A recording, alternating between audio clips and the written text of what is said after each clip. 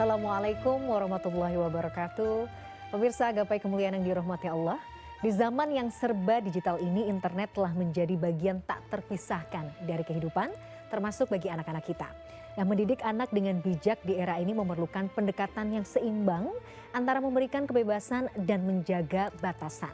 Internet ibarat samudra luas yang penuh peluang, namun juga tak luput dari badai yang membahayakan. Nah, disinilah kebijaksanaan kita sebagai orang tua diuji. Bagaimana kita bisa mendampingi, bukan hanya mengawasi, membimbing tanpa mengekang dan menanamkan nilai-nilai yang kokoh sebagai jangkar di tengah arus informasi. Nah pemirsa, selama 45 menit ke depan insya Allah kita akan membahas bagaimana sebagai orang tua kita dapat mendidik anak-anak dengan bijak dalam menggunakan internet dan menanamkan nilai-nilai agama sebagai landasan sehingga kelak mereka dapat tumbuh menjadi generasi yang cerdas, bertanggung jawab dan tetap teguh dalam iman di tengah arus digital. Nah seperti biasa saya tidak sendirian, sudah hadir bersama saya di studio ada Ustadz kesayangan kita semua, Ustadz Hilman Fauzi. Assalamualaikum Ahilman. Waalaikumsalam warahmatullahi wabarakatuh. Sehat Ahilman? Alhamdulillah sehat. Luar biasa, tapi agak serak ya ayah. Iya, ini konser terus.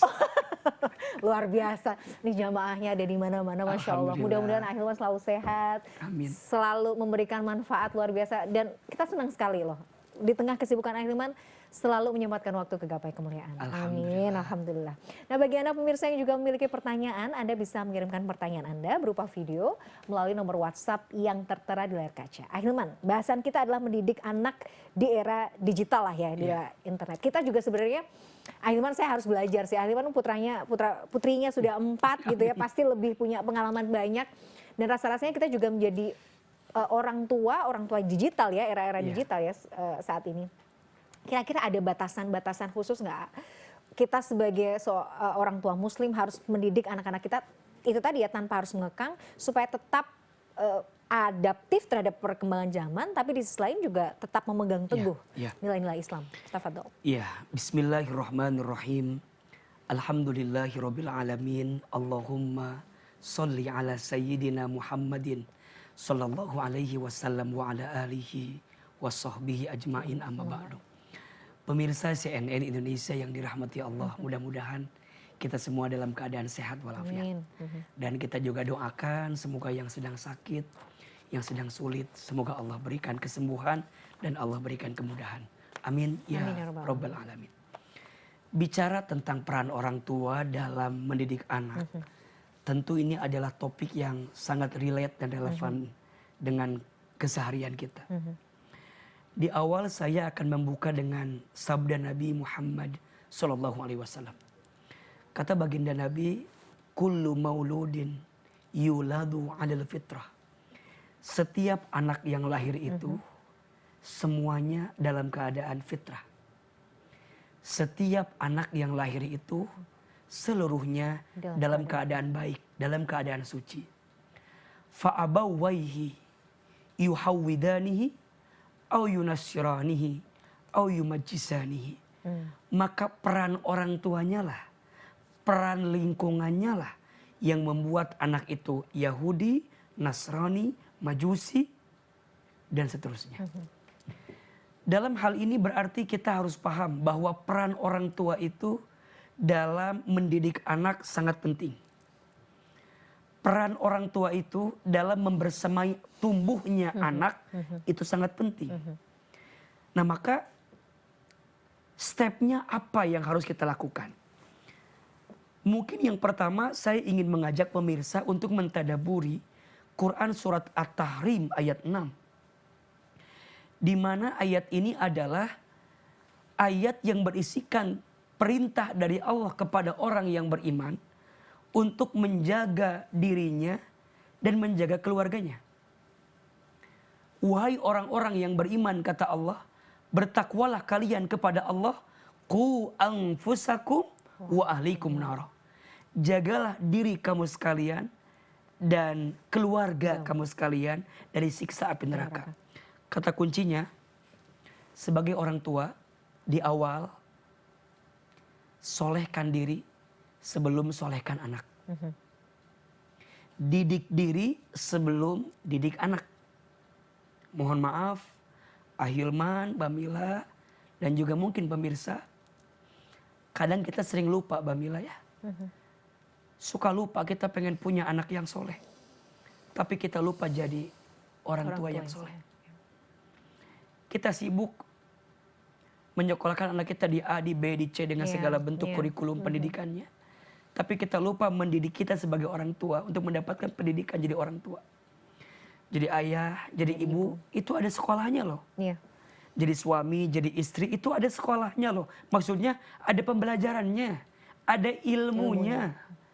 Nah kadang-kadang mohon maaf, kita itu suka langsung loncat, ingin punya anak yang soleh, tapi lupa menjadikan kita sebagai orang tua yang soleh. Maka di awal itu dulu kita pahami. Oke. Yang kedua, kita sebagai orang tua harus paham posisi anak dalam hidup.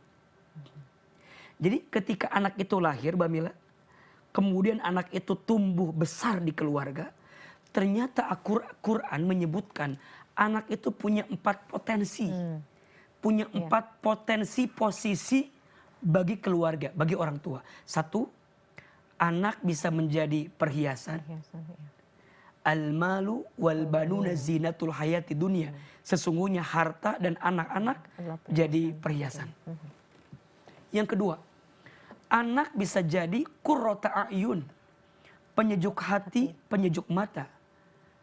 Sebagaimana dalam doa sering kita panjatkan, Rabbana hablana min azwajina wa dzurriyyatina qurrata a'yun waj'alna lil muttaqina imama. Adapun yang ketiga dan yang keempat, kita berlindung kepada Allah. Mudah-mudahan anak kita nggak masuk yang ketiga, yang keempat. Yang ketiga, seorang anak bagi orang tuanya bisa menjadi fitnah. Bisa jadi ujian bagi orang tuanya. Nah yang keempat, seorang anak bisa jadi musuh bagi orang tuanya. 1, perhiasan. 2, qurrata a'yun. 3, jadi fitnah. 4, jadi musuh. Kita coba ambil sesuai dengan topik kita pagi ini. Hadirnya teknologi. Hadirnya internet, media sosial. hadirnya sosial media. Ini adalah bagian nikmat sekaligus ujian. Nikmat bagi kita karena dengan adanya teknologi, akses lebih mudah, komunikasi lebih lancar, yang jauh jadi lebih dekat, ya, yang kita susah mencari lebih mudah dicari. Hadhihi ni'mah, itu nikmat. Tapi di sisi lain, ketika teknologi ini, ketika kemajuan IT ini, sosmed ini tidak kita gunakan dengan baik, mohon maaf, boleh jadi ujian yang nyata bagi kita. Khususnya bagi anak-anak kita. Nah, terus gimana peran kita sebagai orang tua? Saya beberapa kali hadir di sebuah seminar yang bicara tentang parenting. Khususnya untuk menyikapi arus teknologi yang begitu kencang. Ada satu materi yang menurut saya ini bagus ya. Jadi arus teknologi itu kita ibaratkan seperti derasnya arus sungai yang ada di samping rumah kita. Bayangkan pemirsa, Mbak Mila, ada rumah kita nih. Rumah kita itu terletak di samping sungai yang punya arus sangat deras. Kita punya anak. Kita tentu maunya anak kita tidak terbawa arus itu kan. Maka ada 3 opsi yang bisa kita lakukan. 1, kita nyuruh anak kita nggak keluar rumah. Karena kalau keluar khawatir ada arus sungai yang deras. Atau yang kedua, kita pagari rumah itu agar arus deras itu nggak masuk ke rumah kita. Atau yang ketiga, kita ajarkan anak kita berenang dengan sangat lihai, dengan sangat pandai. Kalaupun nanti arus itu masuk, anak kita bisa selamat daripada arus yang tadi. Kira-kira kalau Mbak Mila jadi orang tua dengan keadaan anak yang tadi, pilih yang mana? Yang pertama, bilang anak jangan keluar. Susah juga ya. Atau yang kedua, pagari rumah itu sepagar-pagarnya. Ditanggul.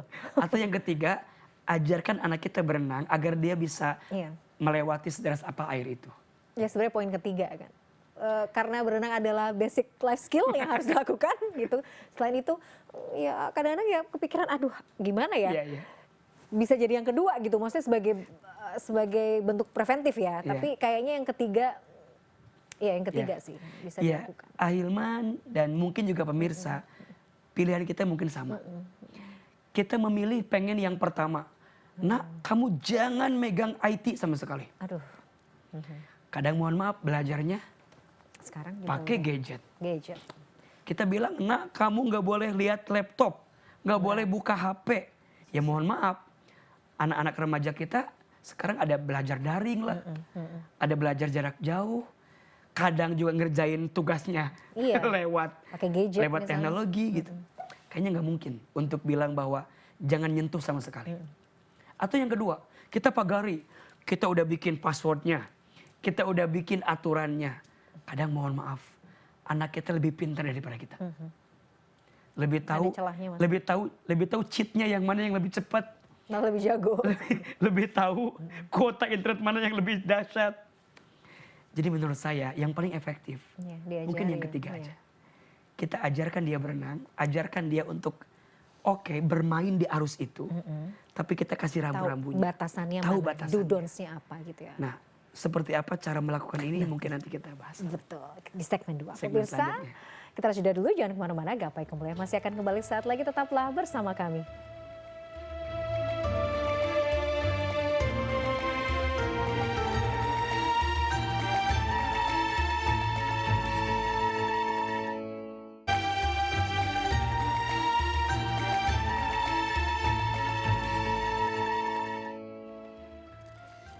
Pemirsa, terima kasih Anda masih menyaksikan Gapai Kemuliaan dalam episode Mendidik Anak dengan Bijak di Era Internet. Jadi tadi do don'ts-nya sebenarnya Iya. sesuai dengan kaidah parenting dengan tata cara Islam itu seperti apa? Iya, pertama sebelum kita bicara tentang do and dance-nya ya, Dance-nya. apa yang boleh dan apa yang yang nggak tidak boleh. Mungkin kita harus kasih panduan dulu bagaimana ya kita ikhtiar lah ya, gimana cara menjadi orang tua yang baik. Baik, nah itu penting, betul. Mungkin Ahilman juga masih muda gitu ya, tapi izinkan saya mentransformasikan pendidikan orang tua saya kepada saya gitu. Semoga ini jadi jawaban gitu. Nah, saya merasa ada 4 poin yang paling penting. Satu, tadi yang kita bahas di awal, solehkan diri sebelum solehkan Kan anak. anak. Jadi orang tua tuh harus jadi orang tua yang soleh. Terutama yang paling penting, yang wajib dijaga, yang sunnah ditambah gitu. Jadi orang tua memang harus punya kebaikan lah Oke, Ahilman, untuk bisa tumbuh jadi siap. lebih baik. Tapi bagaimana dengan kasus-kasus misalnya orang tuanya sudah berusaha untuk Iya, menjadi iya. orang tua yang soleh? Maka nanti Tapi- yang kedua. oke, baik, oke. Jadi pertama prinsipnya solehkan diri sebelum solehkan Yes. anak. Walaupun nanti kan Ustadz banyak kok. Banyak kok orang tua yang soleh. Orang tuanya Ustadz, anaknya gimana Anaknya gitu. juga gitu. Banyak. Kan gitu kan ngomong Iya, gitu kan, cuman iya. gak enak sama Ahilman kan. Ya udah gak apa-apa, bilang aja. Iya, mau bilang gitu kan gak enak ya Gak enak pemirsa kan? ya. Satu. Oke, Yang nomor kedua, 2. cari pendidikan yang baik. Oke, Karena disadari atau tidak, pendidikan itu akan jadi jawaban juga untuk anak kita mendapatkan asupan yang bergizi atau tidak dari setiap pola pendidikannya. Makanya nanti kita harus belajar ilmu parenting. Saya punya rumus parenting yang mungkin bisa dicoba dari Imam Ali bin Abi Thalib. oh iya. Pernah saya bahas? Pernah. Ya udah kalau gitu nggak usah dibahas. Jangan dong dibahas lagi. Siapa tahu saya lupa Oh ya. gitu ya. Ada 3 kali 7. Iya, betul. 3 kali. 3 kali 7 pola parenting menurut Imam Ali bin Abi Thalib. Ya, 0 sampai 7 tahun anak kita didiklah seperti raja. Kemudian 8 sampai 14 tahun didiklah anak kita seperti tawanan. Nah, ini kan masa-masa yang agak-agak rawan. Dan gadget itu mulai agak Rawannya jadi di sini challenging ya. itu di Iya. usia itu. Udah bisa akses Iya. kemana-mana nih biasanya. Udah ngerti Ngerti. Jadi Kalau- iya, 8 sampai 14 didiklah anakmu seperti tawanan. Nah, usia 15 sampai 21 tahun didiklah anakmu seperti sahabat. Sekarang kalau merujuk pada pola pendidikan itu, ya coba dilihat usia anak kita masuk kategori yang mana. Sehingga kita bisa mainkan gitu polanya. Nah, kita di rumah kenceng banget nih ngejaganya. Iya.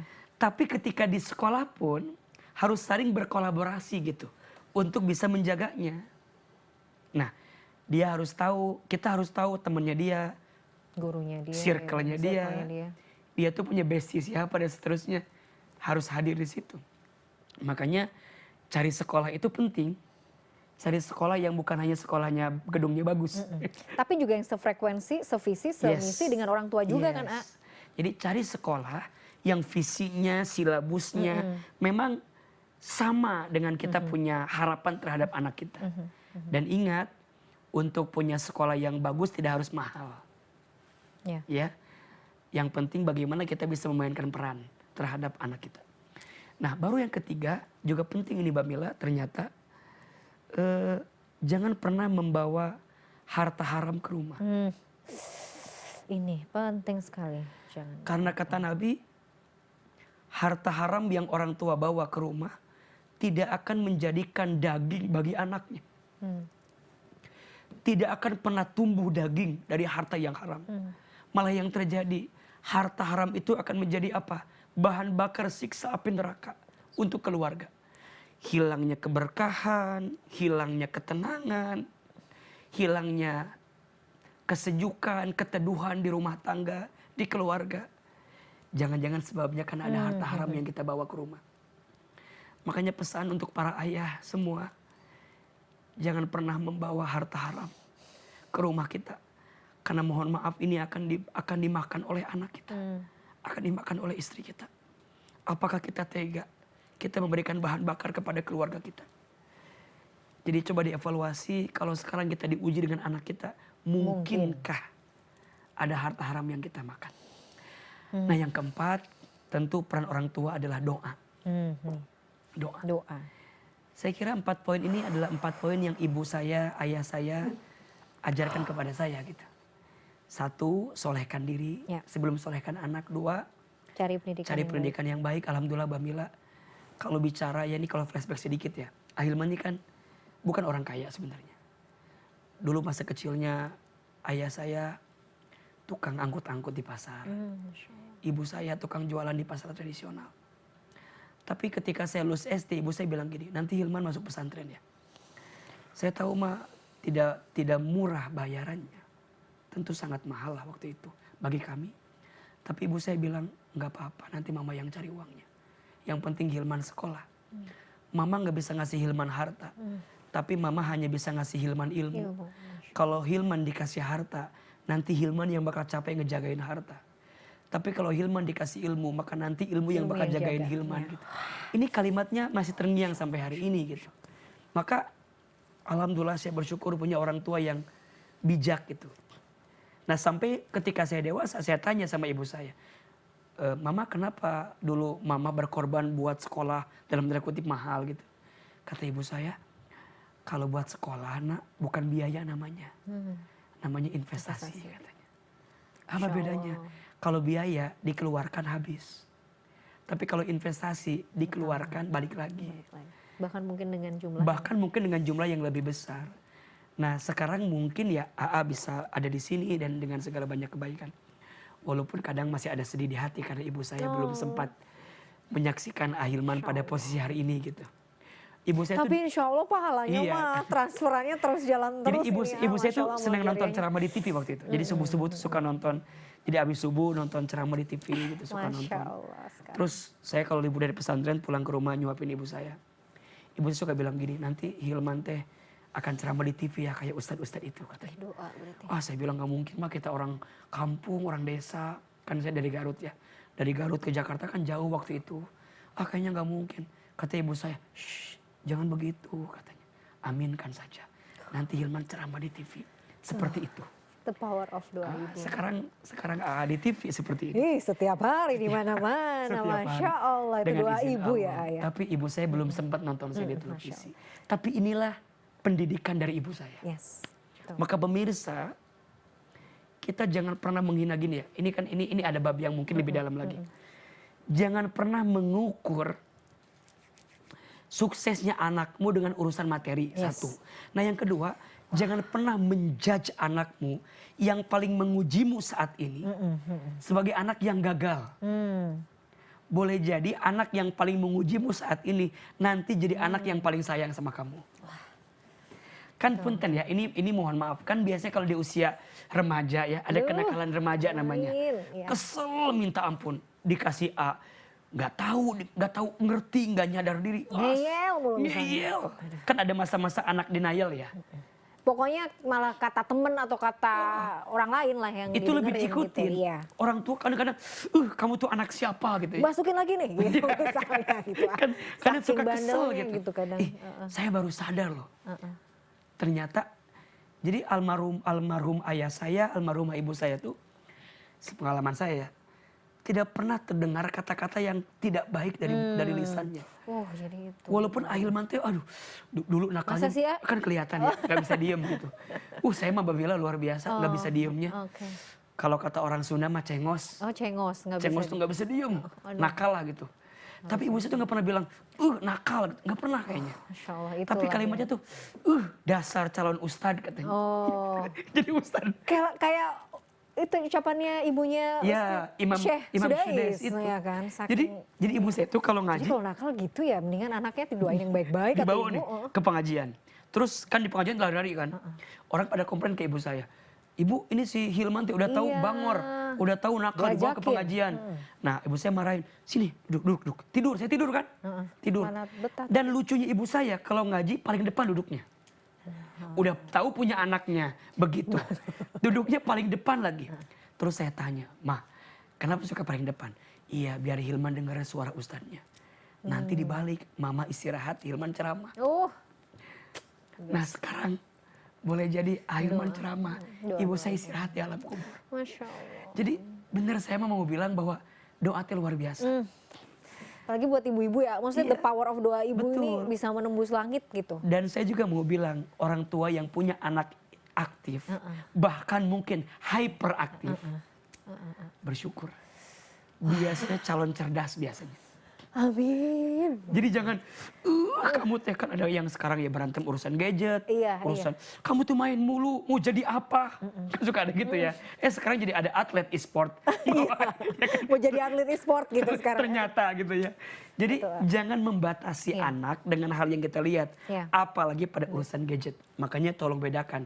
Jadi orang tua zaman old Iya. dengan zaman Zaman now sama apa beda? Beda. Beda. Ilmunya juga beda. Iya. Akhirnya punya anak perempuan. Nanti saya cerita. Iya. Dahsyat anak perempuan saya. Ini pengalaman Oh aja. iya, nanti kita bisa sharing ya ayah. Dibandingkan kalau saya anak laki-laki nggak bisa diem. Kalau ini laki-laki. luar biasa. Nanti kita bahas, kita harus jeda dulu. Pemirsa jangan kemana-mana. Gapai Kemuliaan masih akan kembali saat lagi. Tetaplah bersama kami.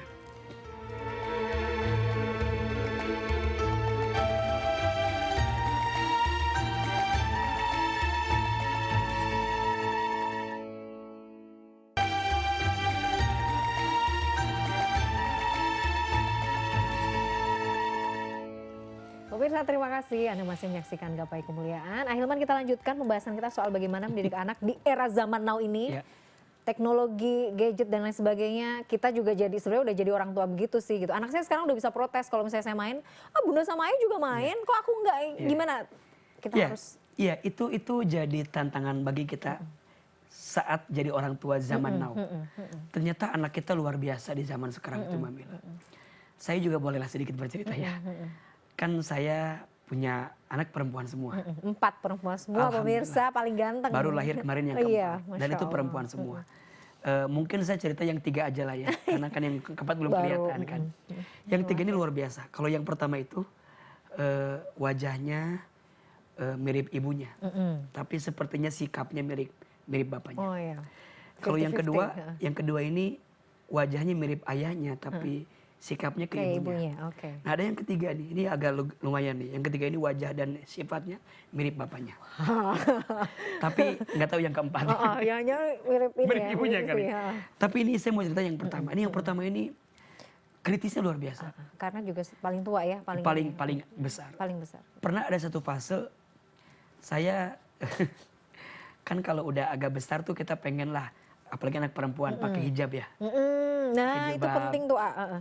Terus saya bilang, teh pakai jilbab. Ya biasa alasan klise panas. Gitu kan. Iya. Oke lah. Oke. Terus saya bilang, teh pakai jilbab gitu. Sampai di titik dia pernah protes debat dengan saya. Usia berapa mohon maaf? 10 tahun. Oh, 10 tahun. Udah lewat kan, udah yang fase kedua kan. Oh iya, iya. Yang 8 Udah. sampai 14 kan. Tawanan sebenarnya ini. Sudah jadi Jadi dia bilang tawanan gini, sebenarnya.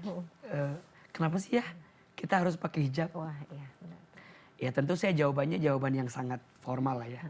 Ini perintah dari Allah. Kalau teteh nggak pakai Dibalikin. jilbab, berarti teteh itu tidak melakukan apa yang Allah perintahkan. Ya bagi sebagian orang mungkin masuk. Ya. Tapi bagi anak zaman sekarang, Tidak cukup ternyata. atau mungkin anak saya kali ya, mungkin bagi anak saya nggak masuk gitu. Bisa jadi, tapi pasti banyak debat Iya. juga kok anak sekarang memang lebih kritis Mungkin ya, Iya. mungkin. Terus dia bilang, memangnya kenapa kita harus ngikutin sesuatu yang Allah perintahkan? Wah, dalam ya. Dalam lah, ini mulai dalam nih. Waduh, Jadi kita harus belajar ini. saya bilang, waduh. Ya akhirnya kan, terus dia bilang gini, ayah, teteh tahu hadis ini kata dia. Allahu jamilun, Ya Allah, jangan. wallahu yuhibbul jamal. Allah itu maha indah. Indah. Dan Allah Yang mencintai indah, keindahan. iya. Dia bilang, teteh tuh ngerasa ayah lebih indah kalau rambutnya Waduh. terurai dan terlihat. Pakainya dalil lagi, ah. Coba, dahsyat nggak? Iya, ah. Gimana gitu Terus- jawabnya tuh? Saya jawabannya gimana ya? Kalau orang dulu kan, ya pokoknya Pokoknya gitu. kan gitu ya. Kalau ngadu dalil bisa juga kan. jadi berantem dalil kan. Tapi kayaknya ya bukan kurang tepat. Tapi bagi anak usia 10 tahun, diajak untuk bertengkar pada bab itu, apalagi perempuan. Tentu bagi dia akan semakin nolak. Iya, gitu. betul. Harus Sudah. yang make sense ya. Hanya saya mencari jawaban gimana caranya ya. Udahlah. Karena saya tahu ini anak perempuan. Dan saya tahu perempuan tuh kelemahannya di mana. Perempuan itu kan 3an yang disukai dia kan. Iya. Perhatian, pujian, transferan ya. Atau belanjaan. Top. Jadi pulang sekolah saya jemput dia. Oh. Terus saya ajak dia betul. ke mall gitu. Terus saya bilang, teteh pengen beli apa gitu. Oh, iya. Pengen beli ini ayah, ya udah coba beli beres. Nah sampai selesai di mobil saya ngobrol. Teh tahu nggak yang ngasih rezeki sama ayah siapa? Allah. Tahu tuh dia, Allah. Tahu nggak kenapa Allah itu sayang sama ayah gitu? Kenapa Allah ngasih banyak rezeki sama ayah? Nggak tahu. Saya bilang karena ayah ngikutin maunya Ya Allah. Allah. Karena ayah taat patuh sama apa yang jadi kehendak dari Allah. Allah suruh sholat, ayah sholat. Allah suruh puasa, ayah puasa. Allah minta ayah baca Quran, ayah baca Quran. Nah makin ayah nurut sama Allah, ternyata Allah tuh makin sayang sama kita. Bagi dia obrolan pagi tadi agak nyambung. Oke, udah mulai ketemu nih. Nah terus dia bilang, terus saya bilang, teteh gimana biar teteh disayang sama ayah? Berarti teteh harus ngikutin maunya ayah. Oke. Nah, dan ayah maunya teteh pakai jilbab karena jilbab ini adalah maunya Allah. Kalau teteh nggak pakai jilbab, ayah berarti teteh nggak sayang sama ayah. Bagi dia itu cukup masuk gitu. Oke, ternyata Bagi dia akhirnya besoknya dia di rumah juga pakai jilbab. sampai meresapi itu berarti ya. Oke, artinya bahwa ya. kita tidak harus serta merta gitu. Iya. Ternyata bagi anak zaman sekarang diajak Diskusi. diajak ngobrol. Bahkan nyari tahu sama-sama. atau apa Sama-sama. gitu ya. Yuk kita buka keterangannya sama-sama. Terus gimana cara kita berterima kasih sama Tuhan, sama Allah tuh gimana gitu. Iya. Bagi dia itu sesuatu yang masuk. Jadi kalau kamu mau disayang sama Allah, poinnya ya, banyak berterima kasih sama Allah. Kalau makin kamu berterima kasih ke Allah dengan menunaikan kewajiban dari Allah, nanti Allah akan kasih apa yang kamu mau. Gitu. Oke. Jadi sekarang saya di keluarga menitik beratkan bahwa sholat itu bukan kewajiban, tapi kebutuhan. Iya, kebutuhan. Jadi yang butuh sholat Kita tuh butuh disayang sama Allah juga ya gitu. Kita Ya. tuh butuh sholat. Kalau kita nggak sholat, takutnya Allah nggak sayang sama kita. Padahal Itu kan lebih make sense buat anak-anak. bagi anak-anak masuk. Masuk. Oke. Itu pelajaran yang saya dapetin. Jadi pada akhirnya penanaman tauhid, Penting. akhlak, adab itu di usia dini harus dicontohkan Betul. orang tua, harus didampingi Makanya ya. bab urusan gadget menurut saya bikin dialognya. Oke. Contoh ini mungkin keluarga saya ya. Saya sepakati bahwa sehari boleh pegang HP. Ya ada yang pegang iPad, ada yang pegang apa.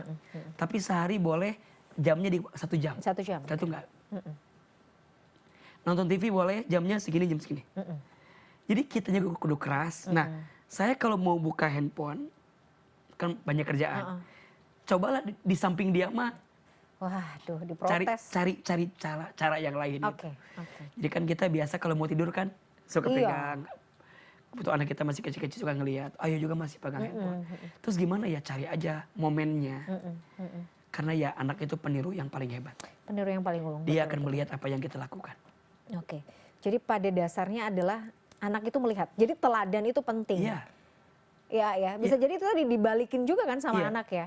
Jadi Nabi Ibrahim alaihissalam itu kenapa jadi orang tua yang hebat? Kan 3 kata kuncinya. Iya. 1, beliau punya keteladanan. 2, beliau punya kesabaran.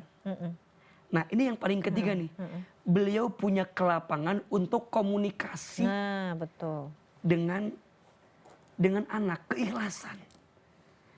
1, keteladanan. Keteladanan. Nabi Ibrahim ini teladan orang tua yang luar biasa.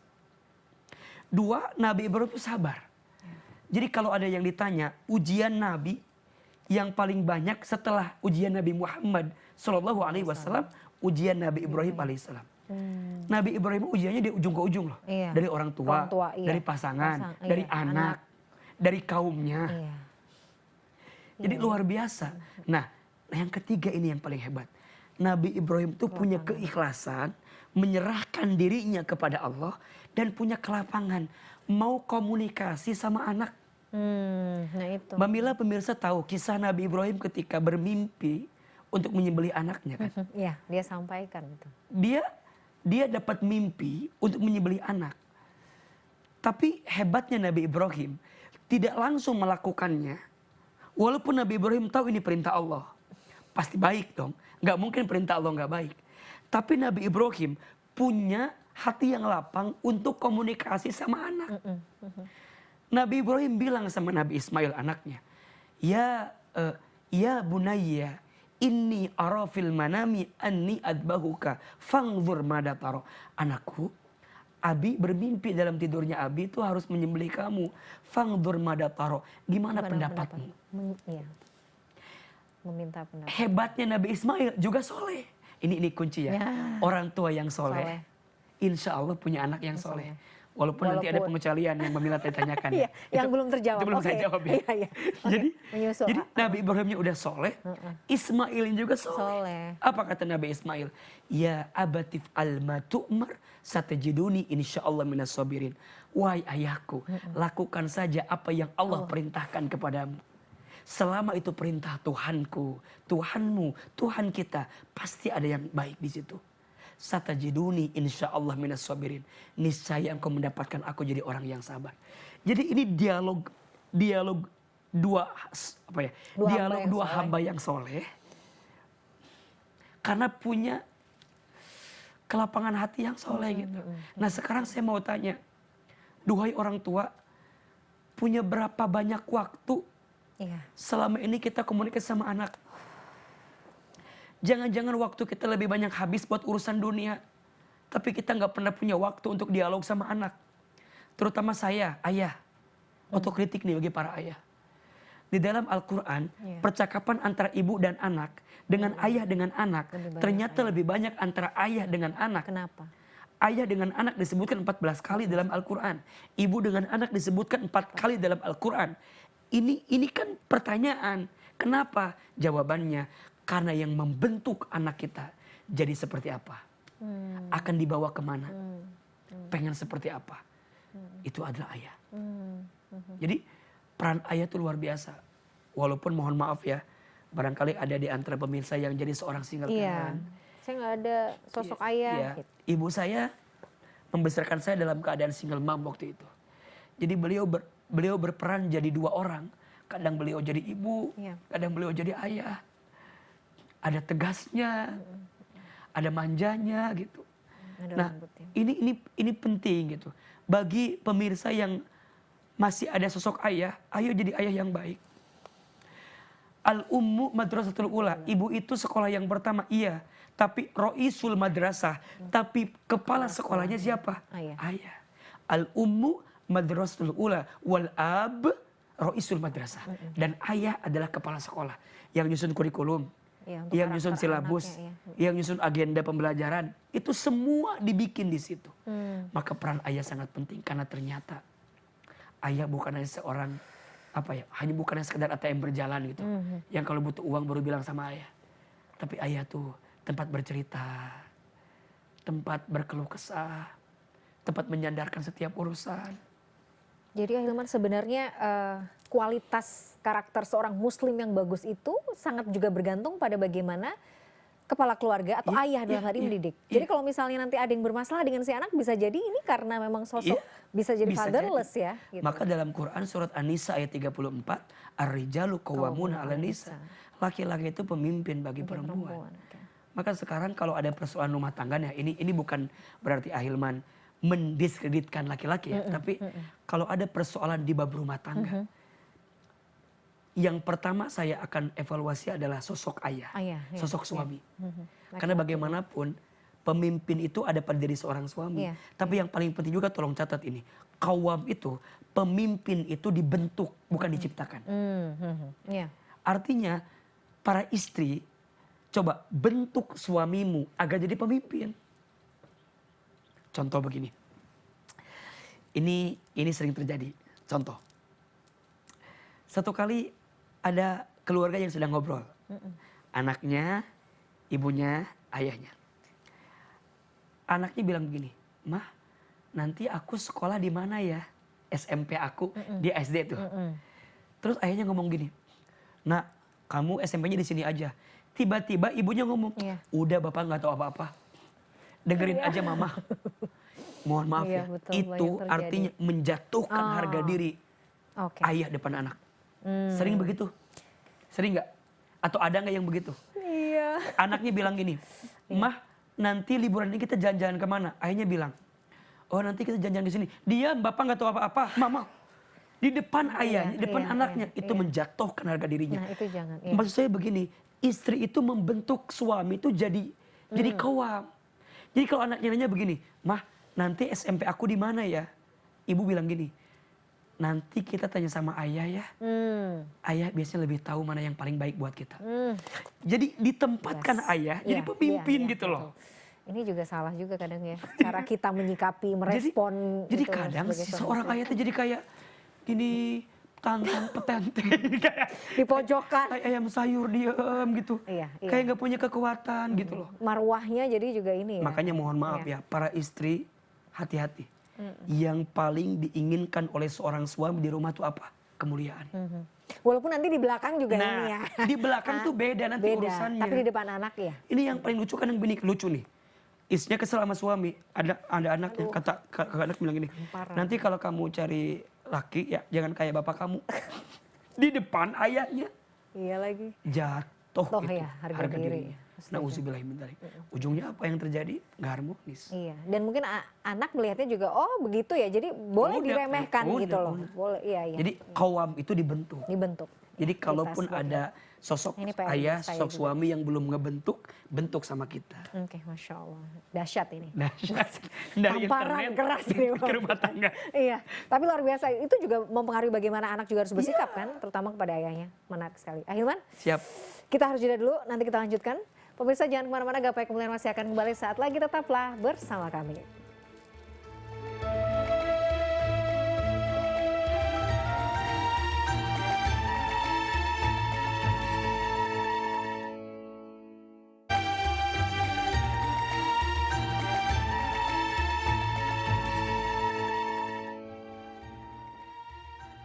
Ya pemirsa, terima kasih yang masih menyaksikan Gapai Kemuliaan. Pemirsa, di segmen terakhir ini Ustadz Hilman Fauzi akan menjawab pertanyaan Anda pemirsa Gapai Kemuliaan yang sudah masuk melalui WhatsApp dalam segmen Ustadz Menjawab. Nah pemirsa, baiklah, pertanyaan yang sudah datang atau yang sudah masuk kali ini datang dari Mbak Osin yang merupakan seorang mahasiswi. Mari kita simak bersama pertanyaannya. Selamat pagi Pak Ustadz, saya ingin bertanya, belakangan ini kan sedang banyak trending Gen Z pacaran beda agama. Saya ingin bertanya berdasarkan kacamata Islam dan kira-kira menurut Pak Ustadz solusinya itu bagaimana? Terima kasih banyak Pak Ustadz. Terima kasih Mbak Osin. Jadi pacaran, beda agama nih. Ustaz Iya. gimana ini? Ya inilah yang disebut pergi sulit bertahan Bertahan sakit. sakit. Atau ada istilah seamin tapi tak seiman. Oh iya, seamin. Beda aminnya ya. Iya. Nah gimana Jadi nih? ya pasti pacaran saja sudah sesuatu yang tidak baik Tidak untuk diperbolehkan, dihadirkan. ya. Sebagaimana Allah menyampaikan dalam Al-Quran, la takrobuz Zina. zina. Jangan pernah engkau dekati zina. Dan pacaran boleh jadi adalah pintu masuk untuk berbuat yang tidak baik. Apalagi ini ditambah menggadaikan iman kita karena cinta di hati kita. Sebaiknya jangan ya dek ya. Jangan ya deh. Sebaiknya tidak kita lakukan karena itu akan merusak hati, akan merusak tubuh kita, akan merusak hidup kita. Terus gimana sibukkan aja dengan yang baik-baik. Nah di sini juga peran orang tua sangat penting sih Mbak Mila. Apalagi di usia anak kita udah tumbuh remaja, tumbuh dewasa. Sudah mulai ada perasaan Pasti suka ada misalnya perasaan dengan suka. lawan jenis. Ya nggak ada masalah. Perasaan suka itu kan fitrah ya. Tapi yang salah adalah bagaimana cara mengekspresikan perasaan itu. Ayah, aku senang deh sama teman aku yang itu. It's okay gitu. Ya itu manusia. Jadi kita validasi ya, memang Ya. jangan yang nggak boleh Nah, gitu it's misalnya. okay gitu bahwa. Tapi ingat ya kita nggak boleh terlalu berlebihan dalam memaknai itu gitu. Ekspresi kita yang kadang sering salah. Aktualisasi pada perasaan itu yang sering kali salah. Maka sibukkan aja dengan prestasi gitu. Iya. Ya. Tetap semangat walaupun tidak punya penyemangat. Iya kan? Tetap semangat walaupun tidak punya penyemangat ya. Itu Tetap berat ya. iya, tetap kita punya kebaikan gitu ya. Walaupun tidak ada pacar yang menghadirkan sisi-sisi yang bikin kita tuh jadi iri lihat orang pacaran, nggak usah lah. Ya jangan menggadaikan hatimu, jangan menyerahkan hatimu kepada orang yang belum tentu jadi milikmu. Karena sepengalaman saya, Yang sudah. ya sepengalaman nggak tahu Mbak Mila ya. Tapi sepengalaman kita ya deh ya. Ya pacaran hanya membuang-buang waktu. Iya, betul. Hanya Diosin membuang ya. energi. Jagain jodoh orang lain. Waduh. Waduh. Dah. Ya tak ada patah hati yang sembuh 1 dan 2 hari. Yo, Iya kan? betul. Ternyata selama ini kita menjaga jodoh orang lain. Iya. Jagain jodoh orang lain. Jadi sebaiknya sibukkan dengan prestasi. Sibukkan dengan kegiatan yang baik. Nanti pelan-pelan kita akan bisa move dari yang nggak baik itu. Oke. Dan kalau ditanya Ustadz gimana agar kita bisa menemukan yang baik, ya cari di tempat yang baik. Cari di tempat yang Dan betul. temukan lingkungan yang baik. Nah, oke, setuju. Jangan takut ya melepas seseorang karena Allah. Lebih baik kehilangan seseorang karena Allah daripada kehilangan Allah karena seseorang. Jangan gadaikan imanmu gara-gara cinta di hatimu. Cinta itu bisa dicari. Dan kadang pun bisa hilang ya. Iya, cinta itu bisa gelora dicari, itu bisa ya. diganti, tapi iman di hati Wah, tak akan bisa diganti. Menyala abangku ini. jadi Abang Hilman iya, ini iya, ya. dia jadi kan ini. menyala Masya Allah. abangku Iya, gitu ya. menyala abangku. Betul. Jadi ya bolehlah kita kehilangan orang mah biasalah, apalagi orang yang jelas-jelas. Kecuali gini ya, pada tahapan serius mungkin ada orang yang beda keyakinan dengan kita, tapi dia mau ikut dengan agama kita. Nah itu lain cerita tuh. Itu lain cerita. Oke. Itu keseriusan. Makanya cinta itu butuh pengorbanan. Iya. Tidak disebut cinta kalau nggak ada pengorbanan. Oke. Nah kalau ade lagi dekat sama seseorang dan ade tahu dia yakin mencintai kita dan dia beda agama dengan kita, ya udah kita tanya sama dia, kamu mau ikut agamaku sebagai bukti mencintaiku atau seperti Atau apa? sendiri-sendiri gitu. Iya misalnya. atau engkau biarkan cinta ini terhalang oleh benteng yang kuat. Sulit Gitu kan? sih. Di masa-masa muda itu memang Iya. itu sebuah pilihan yang sulit ya. Mungkin kadang-kadang. ketika berpisah akan nangis bombay, akan Tapi- capek, tapi ya percayalah. Tenang aja, masih banyak ikan di laut. Ya, percayalah masih ada kebaikan. Masih ada kebaikan, Masya Allah. Terakhir aja satu pertanyaan yang Boleh, kita boleh. masih nanggung dari awal. Itu kan tadi pertama adalah solehkan diri sebelum solehkan anak. Tapi pada akhirnya kita banyak juga melihat contoh. Ya. Orang tuanya luar biasa soleh, tapi Masya Allah ujiannya memang di anak gitu. Itu Ya. case-nya harus seperti apa? Ya nggak usah jauh-jauh. Ada nabi, Iya, ada benar nabi, Nabi Nuh. Nabi Nuh, Nabi Nuh kan soleh, ya. tapi diuji oleh siapa? Istri dan anaknya. Istrinya yang tidak soleh, namanya Ibu Nuh. Udah serius. Iya kan? Udah serius Ya nih. kan ada yang kedua diuji oleh anak pertamanya, Pertamanya. Kanan. Kanan ya. Jadi kalau Mbak Mila nanya, kenapa ada ustad? Ya, Padahal namanya baik, juga begitu ya. tapi kok anaknya bisa begitu? Saya balikin, jangankan Ustaz. Nabi Nuh aja yang nabi Yang diuji nabi. sama Anak. anaknya. So poinnya adalah anak bisa jadi ujian. Iya. Selama kita sabar dengan segalanya akan jadi kebaikan. Dan jangan patah Dan jangan mendoakan patah ya. mendoakan. Bahkan Nabi Nuh itu ketika datang banjir bandang, kan kanan itu diajak naik perahu. Malah katakan, Lari kan kalau nggak salah. ngapain katanya, ngapain bikin perahu? Orang gila, masa di gunung ada banjir? Tapi ternyata sampai gunung kan Iya. banjirnya. Nah ketika mau ditolong tetap nggak mau ini anak. Sampai ketika sudah surut, Nabi Nuh nanya sama Allah. Wahai Allah, mana keluargaku? Ya mana istriku, mana anakku? Jawaban Allah tegas, kata Nabi Nuh. Ya Nuh, laisa min ahlik. Jangan pernah engkau bertanya tentang anakmu yang durhaka itu. Karena dia bukan anakmu. Dia bukan keluargamu. Jadi ternyata kita itu hanya akan disatukan di surga dengan keluarga yang soleh selama di dunia. Tapi dengan catatan, Nabi Nuh kan gak berhenti juga mendidik anaknya biar soleh gitu. Oke. Nah yang gak boleh adalah putus asa gitu. Ah udahlah bukan anak saya. Jangan. Doakan terus. Terus. Oke. Sampai kita bawa, ya Allah aku sudah memberikan yang terbaik. Silakan aku serahkan kepada Iya. Jadi tadi poinnya doakan terus. Tuh, Iya. doa orang tua itu salah satu doa Mustajab. yang mustajab ya, Masya Betul. Allah. Luar biasa. Ahilman, terima kasih banyak pencerahan hari ini. Sama-sama. Catatan saya banyak. Inilah Alhamdulillah. Alhamdulillah kajian hari ini membawa manfaat. Harapan kami tentu saja begitu juga yang pemirsa rasakan. Pemirsa tidak terasa saya sudah perjumpaan kita dalam program Gapai Kemuliaan hari ini. Semoga kajian hari ini membawa manfaat, Amin. kebaikan dan Allah Azza wa Jalla senantiasa mudahkan kita semua untuk menuntut ilmu agama. Amin ya rabbal alamin. Terima kasih atas perhatian Anda. Saya Mladia Rahma dan juga Ustadz Hilman Fauzi undur diri. Insyaallah kita akan jumpa lagi pada episode yang akan datang. Amin. Subhanakallahumma wa bihamdika asyhadu an la ilaha illa anta astaghfiruka wa atubu ilaik. Wassalamualaikum warahmatullahi wabarakatuh. Waalaikumsalam warahmatullahi Makasih ya. wabarakatuh. Sama-sama.